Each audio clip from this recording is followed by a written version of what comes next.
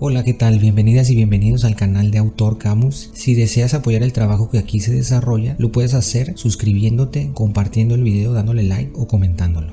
Gran parte de la inspiración de Wells estaba basada en avances científicos reales, que eran secretos. ¿Sí? ¿Por qué? Porque él tenía acceso a esa información.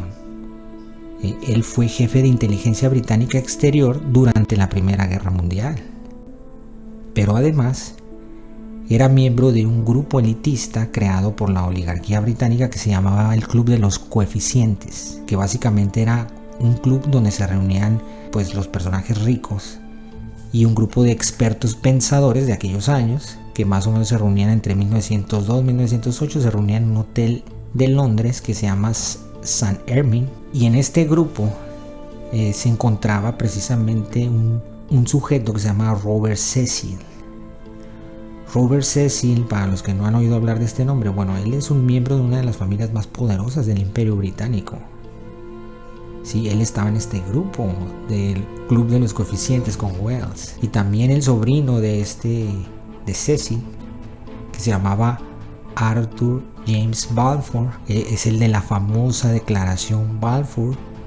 Sí, esta carta dirigida al barón Lionel Walter Rothschild en 1917 para brindarle su apoyo en el establecimiento o la creación del Estado de Israel a beneficio del pueblo judío en la región de Palestina, en aquel entonces propiedad del Imperio Otomano. Entonces fíjense cómo incluso lo del Estado de Israel ya lo tenían programado antes de que terminara incluso la Primera Guerra Mundial, porque esta carta es de 1917.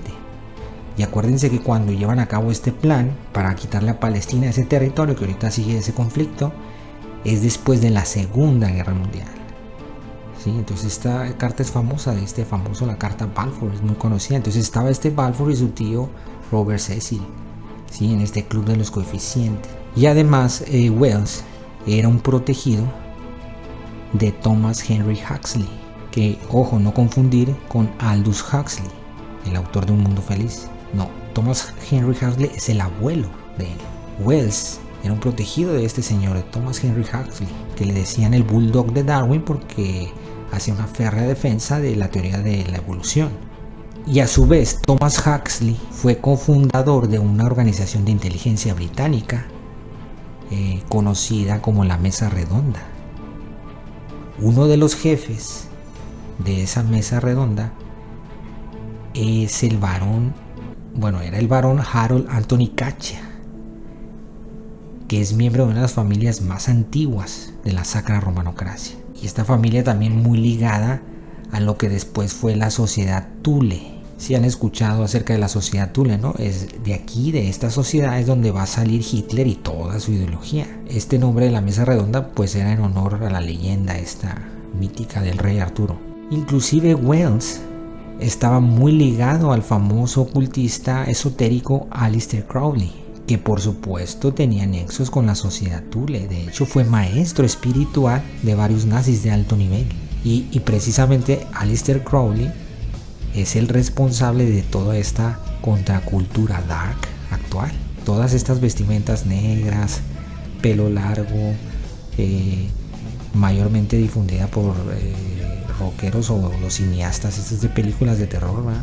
Todas estas imágenes satánicas, luciferinas, el Baphomet, es decir, toda esta moda que llegó para quedarse y que continúa moldeando personalidades, pues bueno, viene de ahí, de Crowley. Digo, no estoy juzgando a nadie, solo estoy diciendo de dónde viene. Sí, él creó todo este movimiento, sí, para moldear la cultura de masas, al igual que Wells, y se conocían. Pero bueno, si quieren saber más de Aleister Crowley y los nazis y todo eso, eso lo pueden encontrar en mi libro de Neabsolutismo volumen 2.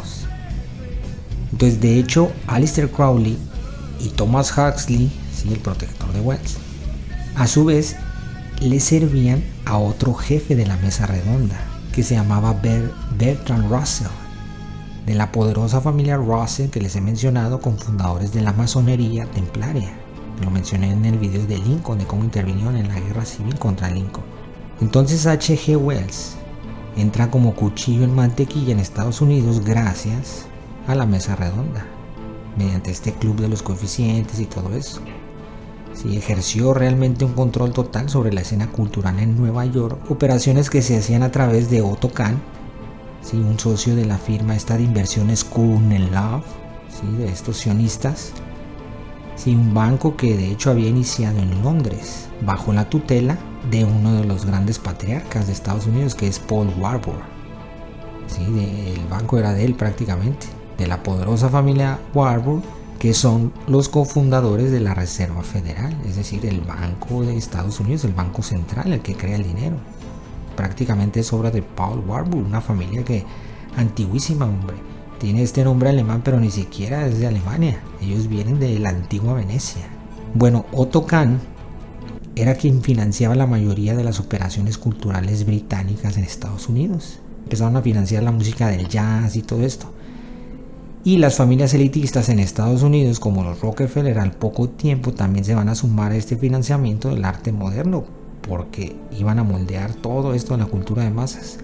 Por eso no es extraño que los Rockefeller fueran los principales mecenas de personajes como Diego Rivera y Frida Kahlo, ampliamente venerados hasta en la actualidad. Entonces este grupo de la mesa redonda que le da el impulso a Wells en realidad es un organismo tremendamente fuerte. Ahí está varias parte de la élite británica, y como yo les he dicho siempre, que Estados Unidos no es la élite global, que realmente hay una extensión del imperio británico ahí. Bueno, esta conexión se hace precisamente mediante los organismos supranacionales en Estados Unidos, como los que mencionamos anteriormente, todos estos organismos que están por encima del gobierno, como es la Comisión Trilateral, el CFR, algunos miembros de ahí de alto nivel son los que tienen el canal de comunicación directamente con la mesa redonda. Así es como se conectan, por ahí viene el ejercicio del poder. La mesa redonda, un organismo supranacional, y todos estos de Estados Unidos, pues de ahí viene, ahí se conectan las élites, se reúnen entre los miembros de todos estos organismos. La propaganda acerca del fenómeno ovni comienza a ser impulsada a partir más o menos de 1917 para fabricar una amenaza extraterrestre artificial con el objetivo de implementar un gobierno mundial totalitario, que ya se hablaba en aquellos tiempos de un gobierno totalitario, un nuevo orden mundial, que básicamente es la misma táctica utilizada actualmente, solo que ahora por lo regular se hace bajo el pretexto de ataques terroristas en lugar de extraterrestres. Uno de los documentos que puede rastrearse a esa fecha describe precisamente una reunión en Nueva York encabezada por el viceconde Ishii y la misión imperial japonesa, a la que asistieron también otros famosos como John Dewey, considerado el padre de la pedagogía progresista actual y del actual sistema educativo en Estados Unidos. Y este señor tiene amplios nexos con la Fundación Carnegie, la cual a su vez controla gran parte del sistema educativo. En la reunión, Dewey expone, cito: alguien señala que la mejor manera de unir a todas las naciones de este globo sería un ataque desde otro planeta. De cara a tal enemigo extraterrestre, la gente respondería con una sensible unidad, propósito e interés. Inclusive uno de los lacayos de Carnegie es Garrett Putnam Service, uno de los primeros escritores de ciencia ficción, junto con Wells y el francés Julio Gabriel Verne, quien por cierto viene de una familia notable en la jurisprudencia. Su abuelo sirvió de consejero al rey Luis XV. Pero bueno, de hecho, la primera novela de Garrett Service, que se llama La conquista de Marte por Edison Conquest of Mars, es una secuela de La guerra de los mundos de H.G. Wells, que fue publicada por entregas el mismo año de la de Wells, es decir, en 1898. Luego llegarían otras obras para inocular el mito extraterrestre, que también serían muy reconocidas en su momento, aunque no tanto como las de Wells y las de Julio Verne. En otras palabras, es Andrew Carnegie el que está detrás de otro de los autores pioneros de la mitología urbana extraterrestre, es decir, Garrett Putnam Service, así como también está detrás del padre del sistema educativo moderno, John Dewey. Pero si desean saber un poco más de Carnegie, lo pueden encontrar en mi libro de Proyecto Anglo-Nazi. Otro documento también de aquella época es el reporte de la montaña de hierro, en inglés Report from Iron Mountain, que en la página 66 se puede leer lo siguiente. Cito, la credibilidad reside de hecho en el corazón del problema de crear un sustituto político para la guerra.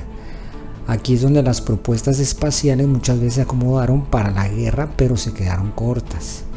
El proyecto espacial más ambicioso y fuera de la realidad no ha podido por sí mismo generar una amenaza externa creíble.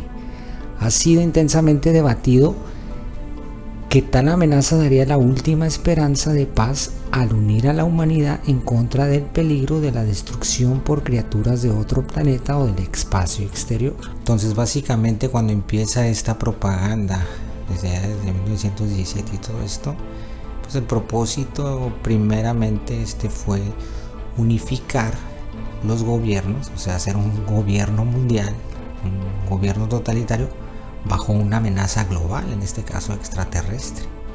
Por eso no resulta extraño que Joseph Allen Hynek, el asesor científico de aquellos proyectos de los años 50, Saucer, Grush, Blue Book, colaborador del Capitán Ruppel y personaje central en la serie producida por History Channel mencionada anteriormente, presentara una declaración sobre los ovnis ante el Comité Político Especial de la Asamblea General de las Naciones Unidas en noviembre de 1978, porque todo va encaminado a estos objetivos. Y en su primer libro, Hynek publicó la escala Encuentros Cercanos, que había desarrollado para catalogar mejor los informes sobre ovnis, por lo que más tarde Hynek fue consultor de Columbia Pictures y de Steven Spielberg para una popular película de ovnis de 1977 que lleva el nombre de un nivel de la escala de Hynek.